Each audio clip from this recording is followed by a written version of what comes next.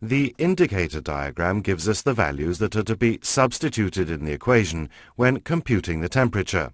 For the top position of the piston, we find the temperature to be about 890 degrees Kelvin. The highest temperature occurs at the cessation of combustion, here found to be 1900 degrees Kelvin. In this way, the whole of the temperature curve can be calculated right up to the moment when the exhaust valve opens.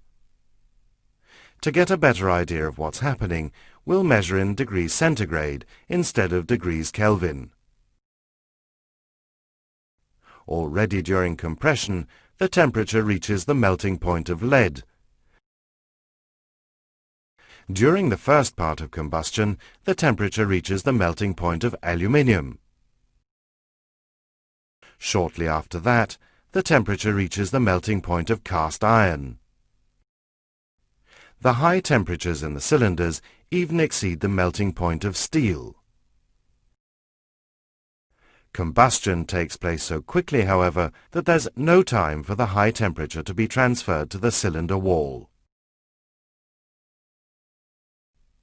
The temperature of the metal surfaces will not exceed the mean temperature of the process, about 620 degrees centigrade. Then again, the cylinder's made of cast iron, which begins to lose its strength at already around 300 degrees centigrade, besides which the lubricating oil will lose its lubricating ability if it becomes too hot. It's therefore necessary to provide efficient cooling, partly with oil led through the piston rod up into the piston itself, and partly with water circulating through the cooling jacket around the cylinder and cylinder head, and passing rows of narrow drill channels placed close to the most heavy, heat-loaded internal surfaces. If a cooling water outlet temperature of about 80 degrees centigrade is maintained, we can prevent the temperature on the inside of the cylinder wall from exceeding 300 degrees centigrade. This is possible because there's a drop in temperature as the heat passes from cylinder gas to metal. Even though the gas is in violent motion inside the cylinder, the boundary layer close to the wall forms a rather effective insulating layer where the temperature falls rapidly.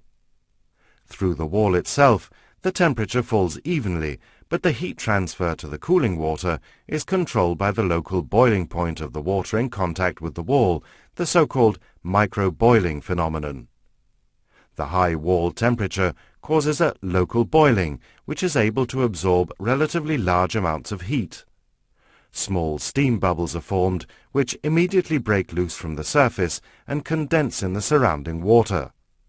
Due to this, the wall temperature is almost independent of the transmitted amount of heat, provided that the water temperature is safely below its boiling point. With a mean gas temperature of about 620 degrees centigrade and a cooling water temperature of about 80 degrees centigrade, it's possible to calculate a thickness of iron that offers the same resistance to heat flow as the boundary resistance between cylinder gas and cylinder wall, and similarly a thickness of iron that corresponds to the boundary resistance between cylinder wall and water.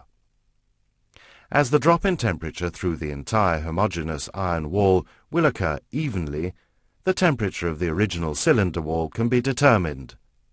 3 temperatures, which are calculated for the hottest point in the cylinders, explain why the material cylinder walls are able to withstand the high combustion temperatures.